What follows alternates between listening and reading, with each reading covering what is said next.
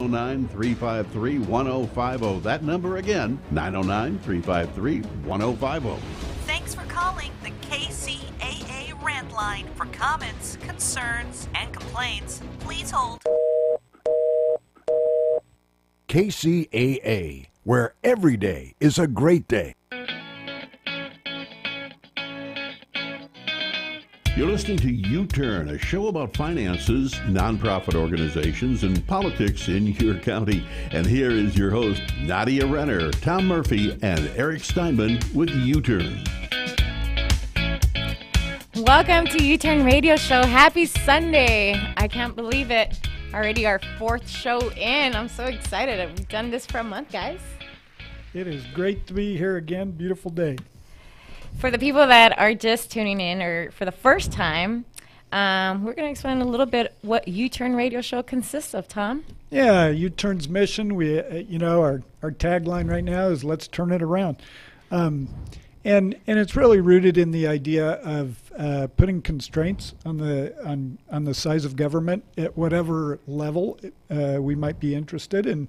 And we are interested in the local area here, San Bernardino County, looking at how the government works, how the county government manages finances, and kind of what the attitude or ethic is within the government system. And as in all government systems, there's always a tendency to grow, right, and rule.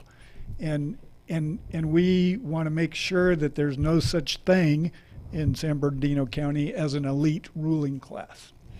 There we go. And also you guys can call and be part of our show and give your opinion. 909-792-5222. That's 909-792-5222. And now you guys can also email us. If you guys have any stories that you guys would like to share with us, you can email us at info@uturnradio.com. That's info@uturnradio.com. And the phone number one more time is 909-792-5222. For those people that are shy and don't want to call, they can email us a question and we'll pull it up and see if we can address it. True, because there is a lot of people that usually don't like to call in, but they will send us an email. And U-Turn Radio Show also gives you money, honey, for calling in, right? How does that work, Tom? I got my spinner. I got my cell phone spinner there. If a listener calls in, we'll spin the dial, and wherever it lands, we'll donate that amount to a local charity of their choice. Eric likes to make fun of Tom spin the wheel because we have it on a phone app. But actually, we're with technology nowadays. That's what we do here.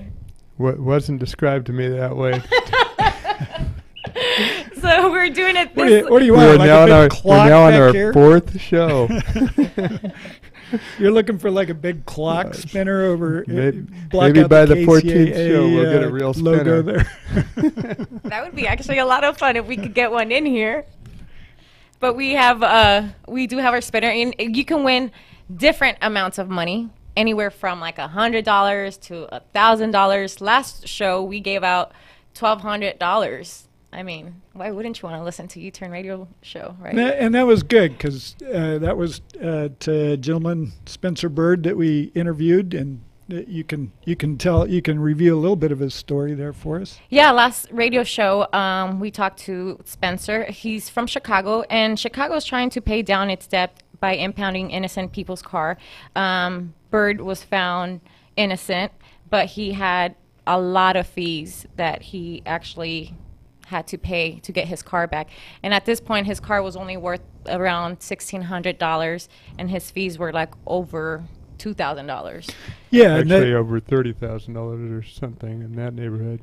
Yeah, the court released most of them, and then they wanted the last 3,000. Yeah, get that last pint of blood out of the turnip. Yeah. You can't do that. And the point of that show, and actually we called it the oppression session, and we're kind of today is the oppression session too. The point of the show is to try to demonstrate what governments do when they get desperate for cash, and what they do is they pile on the regulations, and and make it very, very difficult to get out of or avoid compounding fees or compounding penalties when something like, you're driving along, you get pulled over and they impound your car, and 2 years later it's $30,000. Right, you guys can also find that episode on KCAAradio.com, and that was our third episode, and you can find it on the website. It normally follows the thing where they say, well, the fees are higher in some other place, so why aren't we as high? And you get most governments doing that, and it just escalates across the board. So that's largely the justification for increased fees and taxes and whatnot that you'll come across. The reason they need to increase it here in San Bernardino County is, we've talked about this before, they're over the last 10 years increased the budget 42% or $1.8 billion, and they increased the head count 18%, while the county's people have only grown 4%. So it's certainly needs some constraints on it if we don't want to end up being subject to a lot of the same stuff. And in fact, we already are, and that's some of the stuff we're going to talk about today, right, Tom? Yes. After we get into our next part, which is kind of, like I said, oppression session number 2. Right, because that's happening not just in places like Chicago, obviously here in our county as well. And we're going to talk about a story that actually happened right next door in Indio. We're going to play this audio so you guys can better understand the story. This audio was brought to you by the Institute for Justice, a nonprofit law firm with a mission to limit the size and scope of government power and to ensure all Americans have the right to control their own destinies and fees, and as free and responsible members of society. So we're going to go ahead and play the audio so you guys can understand this case that we're about to talk about today. And this is something that happened out in Indio, but we'll bring it even closer near the end of the show. Correct. Many local governments have started using their ticketing and court systems to treat residents like ATMs.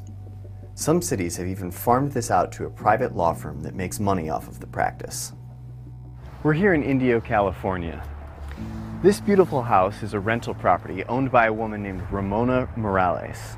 Ramona worked for years selling Avon products and as a housekeeper to save up enough money to buy her first rental property. Recently, one of Ramona's tenants started keeping chickens and a rooster in the backyard, which was illegal in the city of Indio.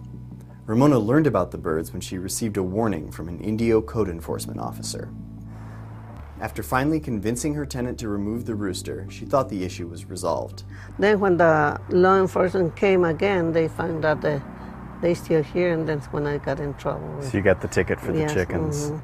Ramona was criminally prosecuted because of the chickens. She pleaded guilty and paid a $225 fine. That should have been the end of it. But almost a year later, she got a bill in the mail for over $3,000. The new bill didn't come from the city. Rather, it came from a private law firm called Silver and Wright that the city had hired to criminally prosecute people for housing code violations. Indio is one of dozens of cities in California that have hired them in the past few years. Their hourly rates range from $100 to $200 per hour. Why would cities agree to hire an expensive private law firm to handle routine cases? Silver and Wright advertises their services as cost neutral or even revenue producing. That's because they collect their fees from the people they prosecute. Many months after the case has ended, Silver and Wright will send the defendant a bill demanding that the defendant pay all of Silver and Wright's hourly legal fees associated with the case. These bills can run into the tens of thousands of dollars. Ramona challenged the fees in an administrative hearing, but that only resulted in another bill from Silver and Wright for nearly as much as the first. In the end, she paid Silver and Wright almost $6,000. The cases Silver and Wright handles are not complicated. Most defendants plead guilty, and the firm actually reuses the same boilerplate language in many of its legal filings. I was surprised because I thought it only happened to me, but when I see those, it happened to a lot of people, and it's not right. The Institute for Justice has seen similar cases around the country. We call it policing for profit. Sometimes it's civil forfeiture, Other times it's abusive fines and fees for minor code violations. But the common thread is that the government is using the criminal justice system to raise revenue instead of neutrally administering justice. This scam is illegal. The Constitution requires that prosecutors be neutral and not motivated by financial gain. That's why the Institute for Justice is filing a petition on behalf of Ramona and others in her situation, asking the court to vacate their convictions. When Ramona pleaded guilty, she had no idea that her prosecutor had a personal financial stake in her case, and that he would later ask her to pay his hourly rates. I never do nothing wrong. I teach my children to do nothing wrong. They're not, and doing this to me was something they're not supposed to be here in America. You know, abuse that kind. Citizens have a right to neutral judges and neutral prosecutors, not ones that have a financial stake in obtaining their conviction. To learn how you can help Ramona and other victims of policing for profit, visit ij.org, and please share this story. Okay, so what you had there was, that was a video put out by the Institute for Justice, who's defending Ramona. And the situation is local cities, and it's not just Indio. We're going to bring up another example from Fontana. Essentially have partnered with the law firm to rewrite their codes, and when somebody violates the code in what they call a nuisance way, not only does the violator, and let's be clear, you know, these people are violating whatever code it is out there. They're, if you will, they're guilty of violating the code. These people are going and you know, taking care of that, paying their bill, but then, you know, a little while later they get this huge bill from the law firm, and the idea is we're recouping our costs of what it costs to, you know, prosecute and go bring you to the justice table, if you will, and you know, pay your debt to society.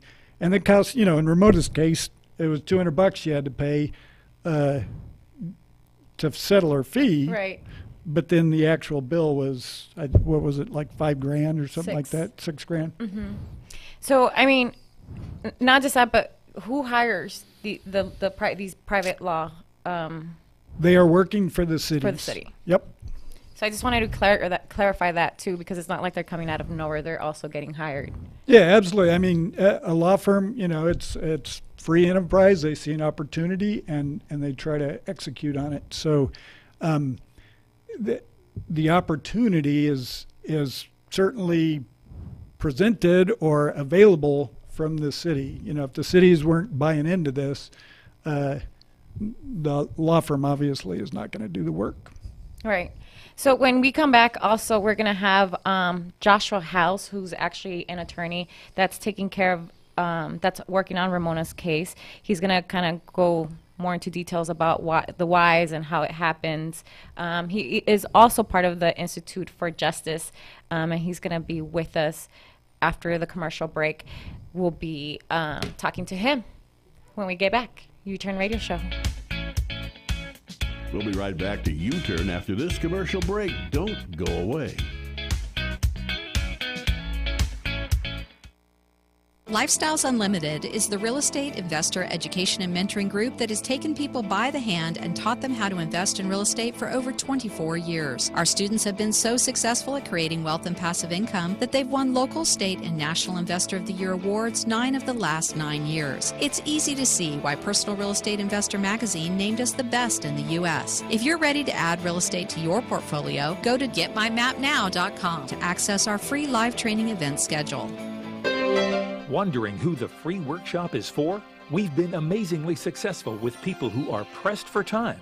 Doctors, lawyers, small business owners, and corporate professionals who are grinding their lives away for earned income and don't realize they can start creating passive income today within the confines of their schedules and commitments. Want to get started now? Go to mypassiveincomeworkshop.com. That's mypassiveincomeworkshop.com. Now, here's a new concept: digital network advertising, where businesses display your ad inside their building. If a picture's worth 1,000 words, your company is going to thrive with digital network advertising. Choose your marketing sites or jump on the DNA system and advertise with all participants. Your business ad or logo is rotated multiple times an hour inside local businesses where people will discover your company. Digital network advertising, DNA, a novel way to be seen and remembered. Digital network advertising with networks in Redlands and Yucaipa. Call in the 909 area 222-9293 for introductory pricing. That's 909-222-9293 for digital network advertising. One last time, digital network advertising, 909-222-9293. Want it easy? To listen to KCAA on your smartphone, that is, listen to your favorite programs easily. No more buffering, waiting, frustration, or downloading a special app. KCAA 1050 AM, 106.5 FM, and 102.3 FM have made it as easy as dialing the phone. Call our special dial-up phone number and listen until your heart's content. Listen in your Snuggie. Or whatever. Just listen. Or even on the road. Call 1-701-801-4444. That's 1-701-801-4444. And get ready to have your mind expanded on the station that leaves no listener behind. KCAA 1050 AM, 106.5 FM, and now 102.3 FM. You can also listen at kcaaradio.com.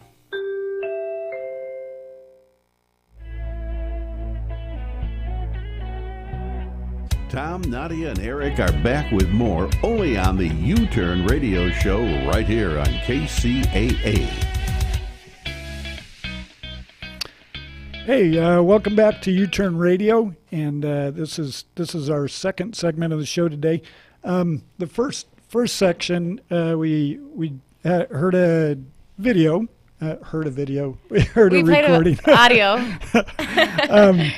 Ramona out in India who had a minor infraction or violation, nuisance type thing. She was charged $200 and paid it off, and then got a bill for the prosecution that was $6,000. So that was the first part. And right now we're gonna Joshua House is gonna join us. He is from he's actually working on Ramona's case. He's part of the attorney on his case, and we're bringing him on.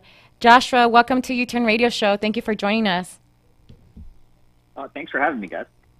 So before we get into Ramona's case, can you tell us a little bit of the Institute for Justice where you work at? Absolutely. The Institute for Justice is a nonprofit public interest law firm based in the D.C. area, but we have state offices across the country. And what we do is we take on clients pro bono to defend their constitutional rights. We litigate in 4 issues, and only those 4 issues, and that is what we call economic liberty, or your right to earn a living without unreasonable regulation, educational choice, the right of parents to choose schools for their kids, free speech, which is pretty self-explanatory, and property rights, which is kind of where this case fell under. How long have you been part of this organization? Well, I've been an attorney here for almost 3 years. I actually worked there a little bit as well as a law student. So I feel like I've been part of the organization for almost half a decade now. Hey, Joshua, thank you for being on the show. We really appreciate that. Just quick question. Describe, if you will, from your perspective, why a city would outsource their code enforcement to a private law firm, and how that happens. Well, I don't know that I can kind of pontificate on how every small city runs itself, but I do know what happened in this case, because we have the marketing materials that the private law firm here was sending to cities across California.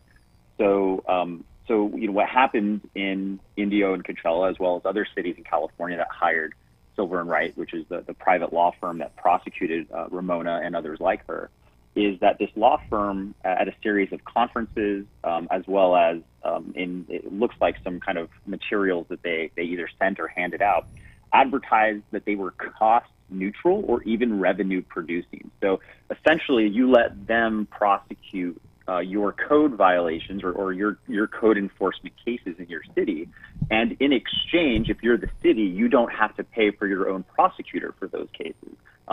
They advertised that the cost for prosecution would actually come from the defendants themselves in those cases. And we see that in, for example, the city council minutes of the cities that looked at these programs. One city in the Central Valley, Chowchilla, actually noted that what the city attorney said, one of the reasons we want to sign up this law firm is that we aim for it to be 100% cost neutral. So no longer do we have to pay a prosecutor. This prosecution firm will do it for us. They'll do the prosecution, and then they'll get the money from the convicted person themselves. So what is the law firm's business model in California usually? Well, that seems to be a large part of it, which is they are prosecutors who are just very adept at using the prosecution fee system that they seem to have come up with to get back the fees or their costs in the litigation. So instead of a city having to pay, say, an hourly rate to a prosecutor, the prosecutor gets their hourly rates directly from the people that they're prosecuting. As far as I'm aware, this firm also does other things such as receivership and a few other things. So I don't know, I can't speak to their full business model, but here at least it seems to be that the service that they were offering to both Indio and Coachella was that instead of you having to pay us, we will get the fees back. Now, what's interesting is that they still have the fees. For example, Ramona, she sent the money to the law firm, to their address. And then what happens is that it looks like the law firm sends the money back to the city, and then the city sends the money back to the law firm. So it kind of goes in this circular route. And but at the end of the day, the only reason the law firm is hired is because, again, this is not kind of conspiratorial. This is what the city councils say, is we're looking for a cost-neutral prosecutor, a prosecutor that pays for himself. And so this is, even though the money is going through all these loops, the point of it is if the law firm did not get this money, they wouldn't get hired. So Joshua, from a normal or constitutional standpoint, the city or the county or the state collect taxes. They collect property taxes, for instance, and part of that's normally used to administer their criminal justice system or civil justice system. Is that where traditionally prosecutors are paid from? Yeah, I mean, there are some court costs that are collected as a result of any case. So while it's true that generally the prosecutors are paid from taxes, in some cases there are probably costs that the court system is collecting from defendants. But in this case, what we have is a very direct line of the money that the defendant is being forced to pay as a fine or a fee is going straight to the prosecutor. In fact, it's earmarked as prosecution fees. And that's the problem, that direct personal interest in the result of the case. Like when you walk into court, you usually you look up front. If you're the defendant, let's say for a traffic ticket or what have you, you have the judge in front of you, the prosecutor next to you, and you'd like to think that everyone in that court who's a public servant is neutrally doing their job, and that they're not going to directly financially benefit from your conviction.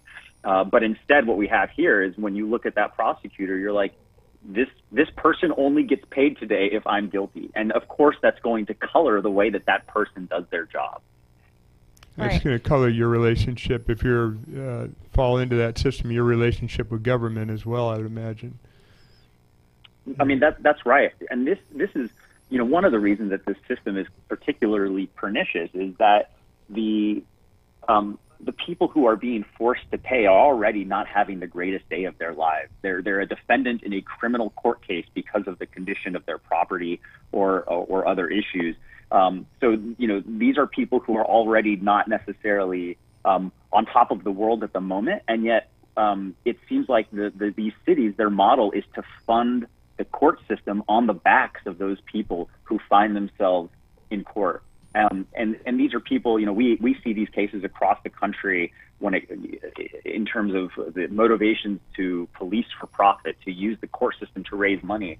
And it tends to be raising money on the backs of people who are already marginalized. And so it's just one more problem with this system. As you say, not only does it kind of change your relationship to people you think are your elected public officials, but it also changes your relationship, or it changes, I suppose, the government's relationship to its people in the sense of it starts looking at them as people it can make money from instead of as people that it's serving with tax dollars.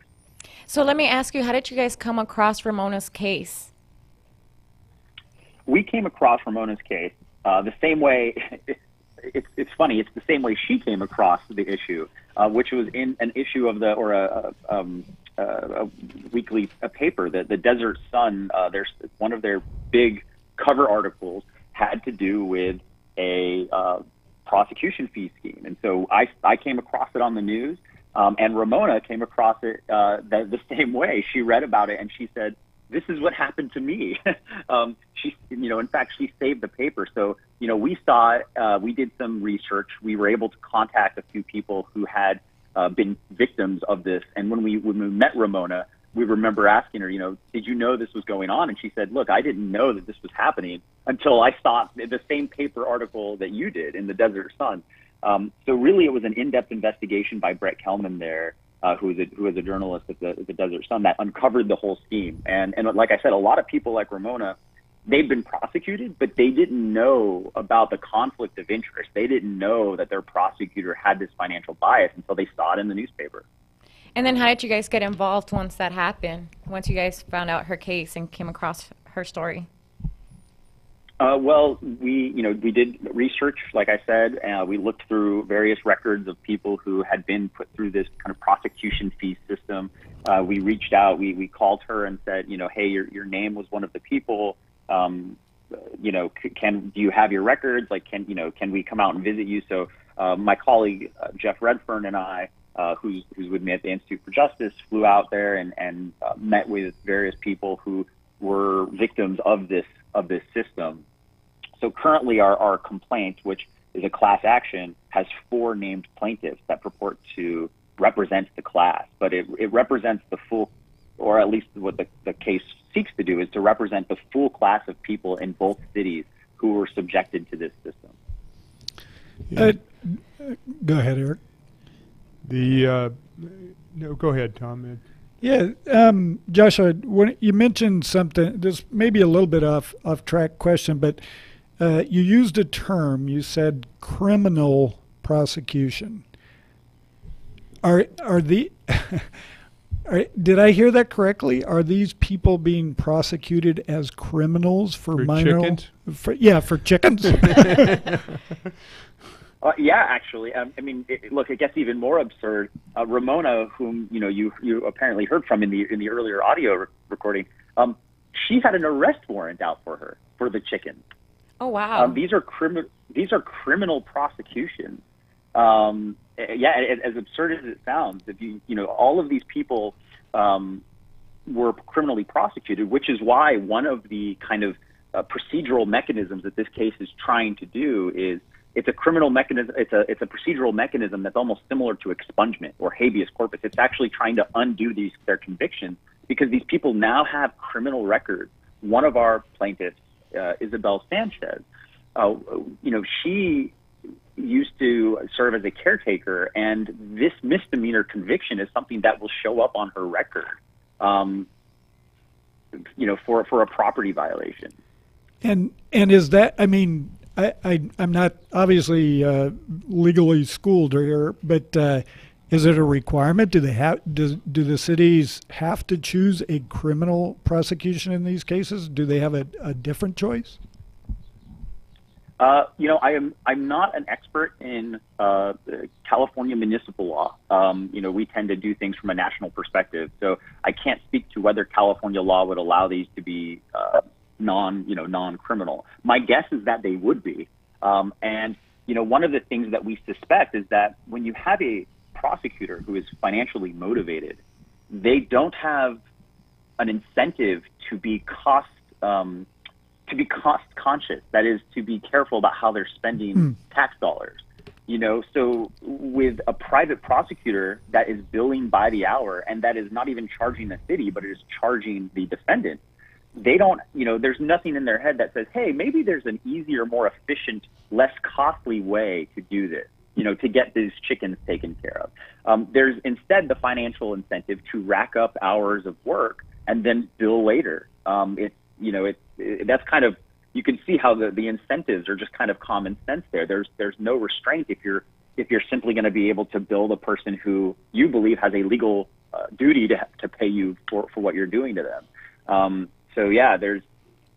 I think that the prosecution, the way it's done, may be a result of them trying to rack up these fees. So if they are lucky enough to get some help from some people like you in this matter, and normally we heard Ramona is not the type of person that has a lawyer on speed dial.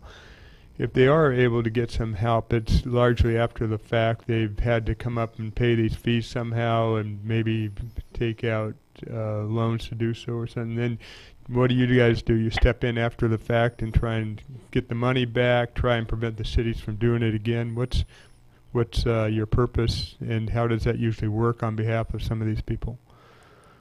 Well, that's exactly what's going on here, is both of those things you said, to stop it from happening in the future and to undo the criminal conviction. So the complaint in this case is asking for both of those.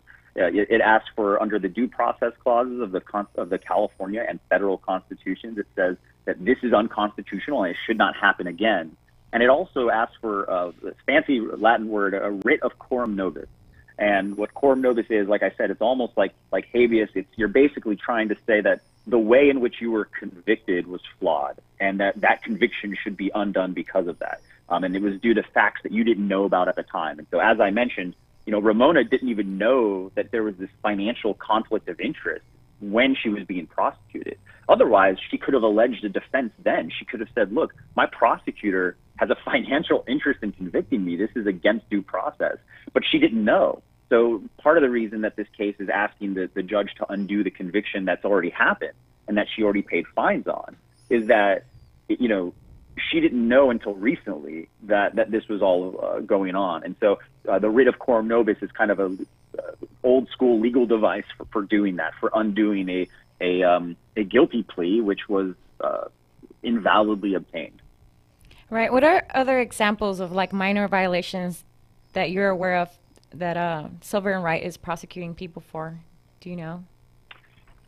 Yeah. Well, so one of the violations was for an LLC actually. So we have 3 individual clients, and then one of our clients in this case is an LLC, and the company owned just a vacant property, and there was some trash left on the property by I think they believe it was some homeless people. The trash was eventually cleaned up, but they were fined with and criminally prosecuted for this trash. So that's one violation.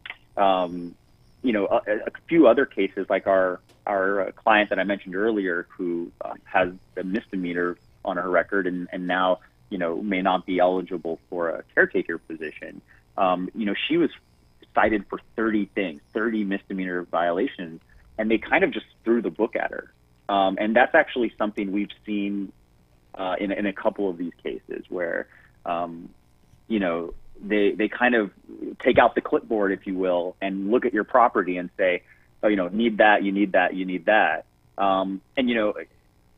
If anyone with a garden, anyone with a yard, anyone with a property, there could be any number of small things wrong with your property. I mean, these codes are so large, so no one's property is perfect. Right. But to be, hauled into criminal court because of some of these small things, because some, busybody with the clipboard is kind of checking these boxes, that's a whole other ballgame. How often do you guys see these type of cases, like Ramona's? Well, this is the only case that we have seen prosecution fees in. we have a few other types of cases that we do across the country that involve similar issues. So one of those cases actually was just settled yesterday. It was a class action brought in Pagedale, Missouri, which is just down the road from Ferguson, and it was alleging that the town was ticketing people to raise money. So this was the whole law enforcement apparatus, that the judge, the prosecutor, the officers, we allege that all of these tickets were being used to essentially raise money for the city, which was making around 17, 19, sometimes even more percent of its budget, of its revenue was coming in through tickets. So there was this profit motive to continue writing tickets. This is something that the Department of Justice saw in Ferguson when it wrote its report, that 23% of Ferguson's revenue was from fines and fees, and that officers were being asked to continue to produce more fines and fees, which of course was creating all of these interactions with young African American men in the town, because the cops were being forced to produce. Right. They were essentially being made into tax collectors. And from the police perspective, we saw this in Missouri. Police didn't sign up to be policemen because they want to be tax collectors.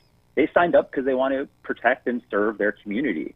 And so this is not a are you pro-police or anti-police kind of issue. This is should fines and fees, court fines and fees, be the right way to raise money or fund criminal justice? So that's a similar case that we've had. And we like I mentioned, that settled yesterday, and the town has actually agreed to reform its entire criminal justice system. All right. To bring it back to Ramona's case, if you can share with us, where does that case stand now? The case stands. There are three issues or three motions pending. All of them are, so one is a motion to strike and the other two are demurs. And basically what they say is, they say that even if the allegations in the complaint are true, that legally the plaintiff should not prevail. So that's pretty standard for this part of a lawsuit. That's a pretty standard kind of procedural.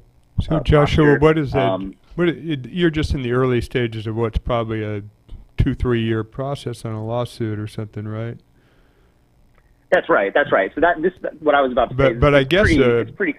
I guess you can have an effect when they come in and say this is going to be a revenue generator, revenue neutral, and then you at least force them to defend an action on your part. Then they'll take a step back and say, yeah, well, on that prosecution we saved some money, but then we had to defend ourselves here, and we had to spend a lot of money on that. So we at least here at this show applaud you for providing some perspective and balance on the whole thing in that regard, and we would encourage other people to seek your help or even our help in a similar manner.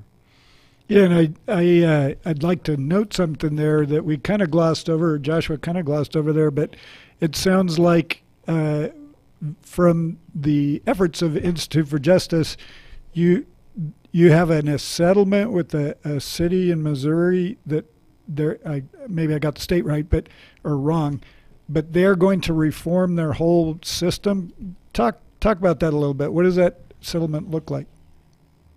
Yeah, I mean, it's a great victory for our clients there. It involves, for example, one of the things was that court only happened one time a month or 2 times a month, but it was only at night, and so people who worked at night couldn't show up to court, and they were getting ticketed for failing to appear. So the city is going to create another court date. The city will not prosecute someone with a violation that could land them in jail without providing counsel, which for a small city court, I mean, this is not part of the state court system in Missouri. This is like a little city court that can prosecute misdemeanors. And all of these kind of procedural rights that you come to think of as part of a normal court, they agreed to provide. So like I said, providing counsel, providing actual notice when someone got a ticket about how much a fine would be, how they can defend themselves, giving them the chance to continue a court date so they don't have to show up to the first one if they have, let's say, a family event or emergency going on. These little things that we'd like to think are basic parts of the court system were not present there. And so we were very happy with the result for our clients. And Joshua, this is not like Green Acres. This is right in what they call St. Louis, right? That's right. This is St. Louis County, like I said, only a couple miles from Ferguson. Yeah, people don't understand. The city of St. Louis is made up of 70 individual cities that actually is what people refer to as St. Louis. So this would be an urban county, like you would think of any big city.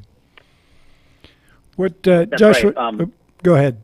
Go ahead, Joshua. No, I was just saying that's right. But each of those small municipalities has its own criminal court system, which is just astounding. In fact, the Supreme Court of Missouri said it didn't even have the ability to supervise or override any of those procedures because they were all handled at the local city level. So that created a lot of issues there. Right. But hopefully the word gets out that at least one city has ran into some problems, and it gets talked about amongst the other ones, and maybe you have a greater effect than just that one city. Joshua, if there's someone listening that in our area that says, "Wow, this has happened to me," what advice do you have for them? Do they have any recourse? Is there something they can do to recover?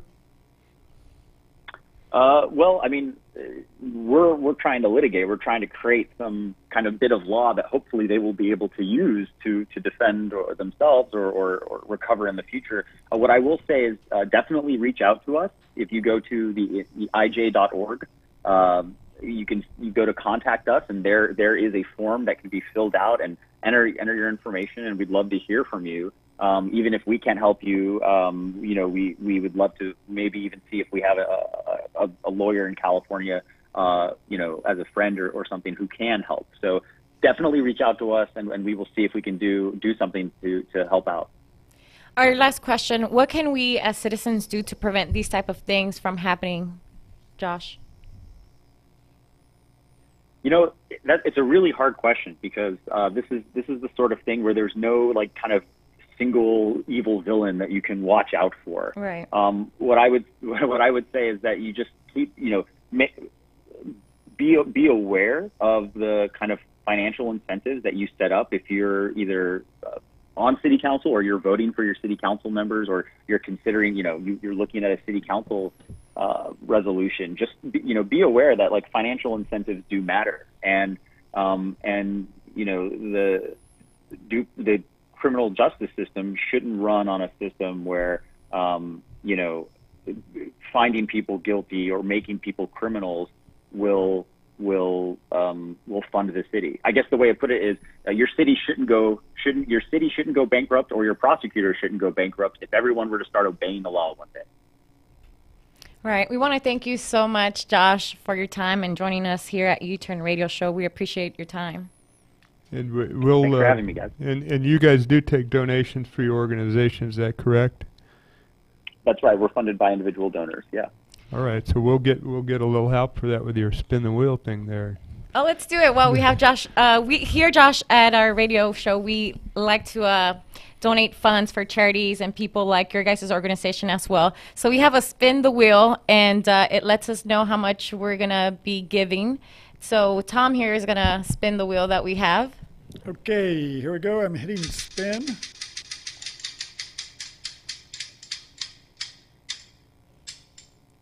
And looks like 300. 300 bucks to the Institute of Justice. Every little bit helps. We'll make that a little more. You think you used the wrong wheel there, Tom. Should have used used the same wheel we used for last week. Spencer. For Spencer, yeah. Yeah, I thought that had a different scope. We'll get some money over to you, Joshua, and really appreciate it. Thanks for having me, guys. Thank you. And for the people that want to support the Institute for Justice, they have a donation page, like we mentioned, their website to help raise funds and learn more about them. You can check out their website at www.ig.org.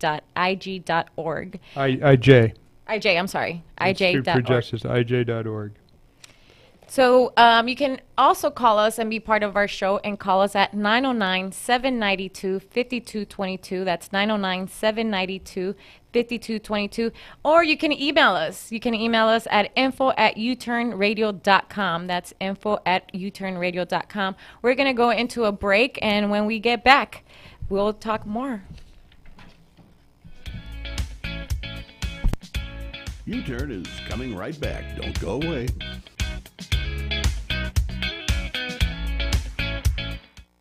Hi, everybody. Ray Lucia here with some important information about debt, your debt. Whether you have a first or second mortgage, you're looking to buy or refi a home or rental property, or just need to consolidate your credit cards to lower your payments and save some serious interest, you need to do some loan financial planning with Steve Alladort, my mortgage man, at loanfinancialplanner.com.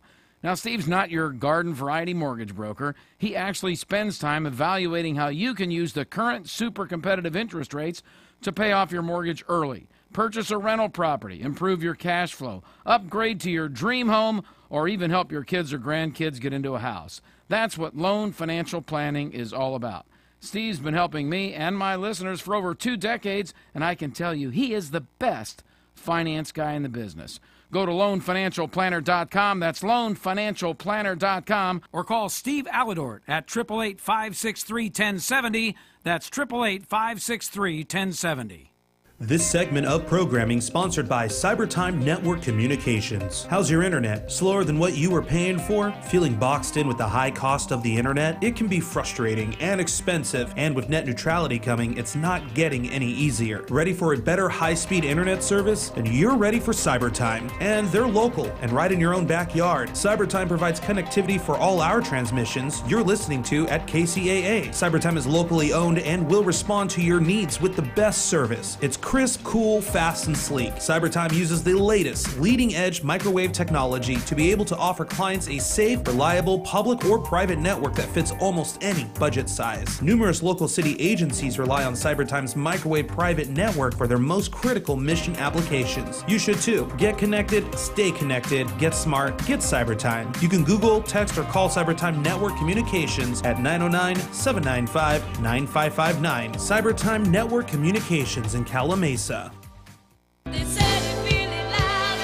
Why are you listening to this radio station? Why? When you can host your own radio show. You're listening and you think you can do better? You have a message or a product you want everyone to know about. Host your own radio show. Team up with the area's best radio professionals and let them make you sound like you should be on NBC. KCAA NBC Radio, that is. KCAA produces more than 50 local programs each week on subjects ranging from business and sports to political talk, vegan diets, or even marijuana-related issues. We don't just broadcast on the radio, we broadcast to the world. Online, on TV, on social media, on Facebook. You'll be all over. Imagine what your friends will say. And KCAA reaches over 5 million people on 3 radio stations. Join the staff on 1050 AM, 102.3 FM, and 106.5 FM. NBC Radio. Jump on the KCAA Express. Call 909-793-1065. That's 909-793-1065. And get ready to transmit.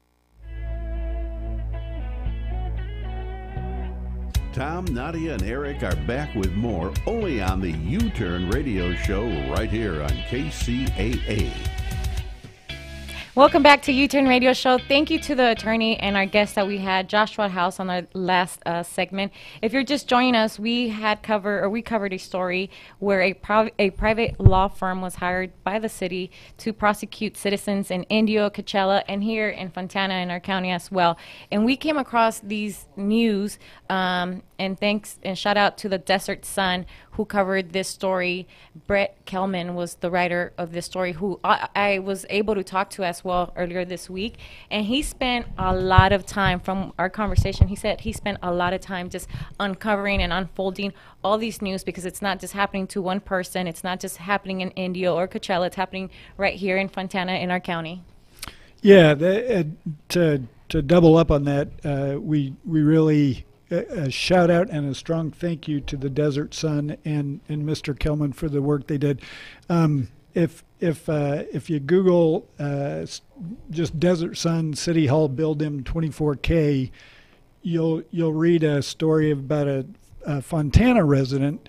But there's also it's a series of stories that Mr. Kelman did. I believe 5 stories covering different aspects and different people that have been kind of sucked into this system. One of whom, as I said, was in our own county here. Mr. Nolp. He's a retired steel worker, and I believe he had a $1,000 fine that turned into almost a $30,000 legal bill. to get everything cleaned up. And it was the same process, a minor nuisance violation that he worked through, paid the bill, and then he got sacked. Yep. Yeah.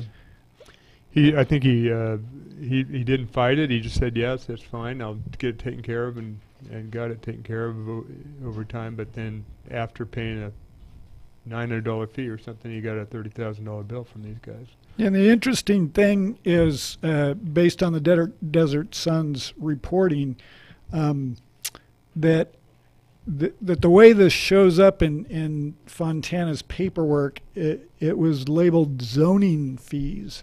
But Mr. Kelman, when he really tracked it down and kind of followed the paperwork, if you will, it was clear that they were not zoning fees. It was, this is the bill for the prosecution, if you will.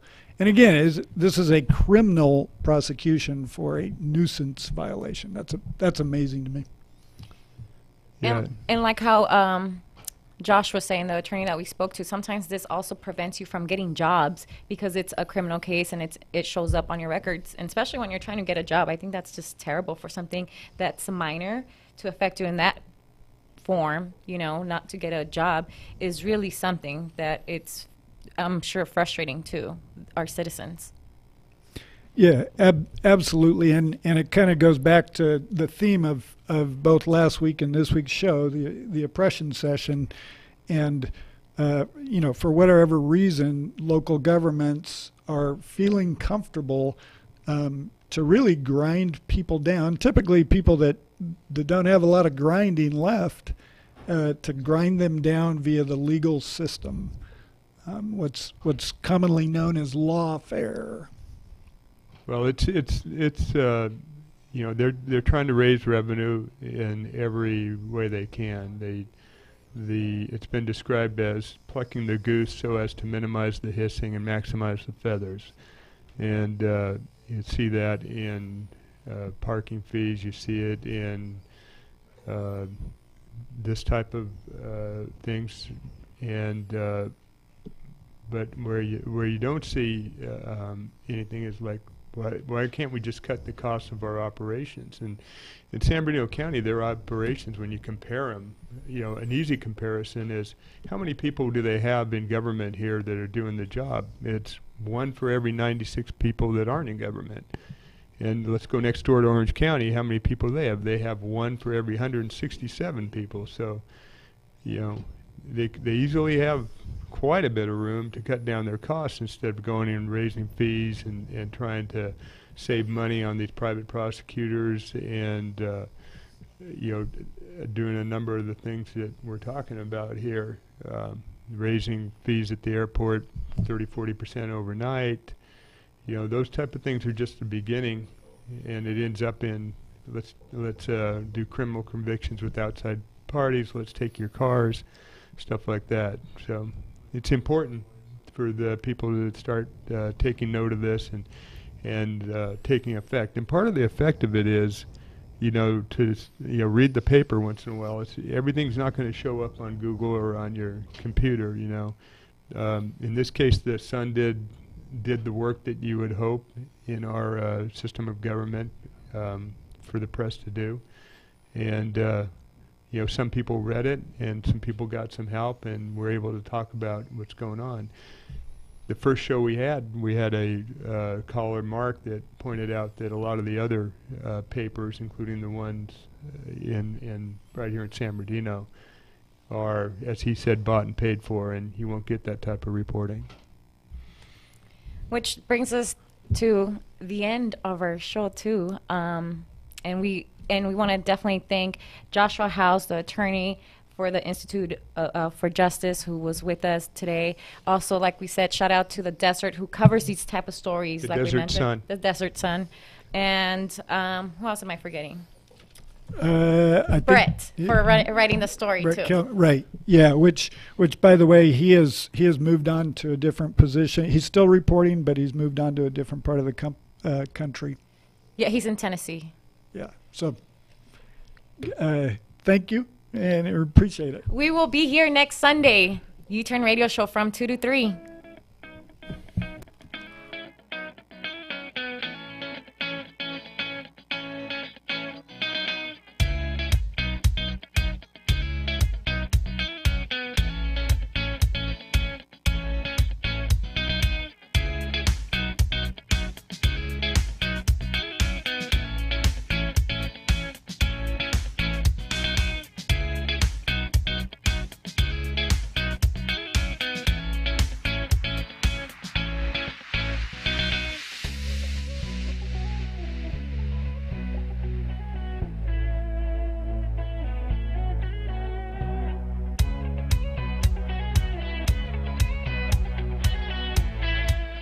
KCAA Loma Linda, 1050 AM, 106.5 FM, and now 102.3 FM.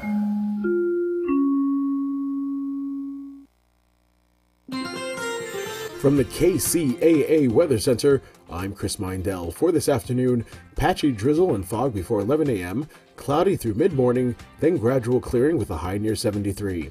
For tonight, patchy fog after 11 p.m., otherwise increasing clouds with a low around 53, and for Monday, patchy fog before 11 a.m., high near 76. I'm Chris Mindell, broadcasting live from the Tri-City Center at the 10 and 210 freeways. We are the trifecta of talk in Southern California, KCAA, 102.3 FM Riverside, 106.5 FM Redlands, and the Legacy, 1050 AM Loma Linda, San Bernardino. Have something you want to say? Thanks for calling the KCAA Rant Line at 909-353-1050. For comments, concerns, and complaints, please hold. Call the KCAA Rant Line today and let us hear your 2 cents worth. Might even make it on the air. Call 909-353-1050 and let us know what's really on your mind. I want the truth. You can't handle the truth. KCAA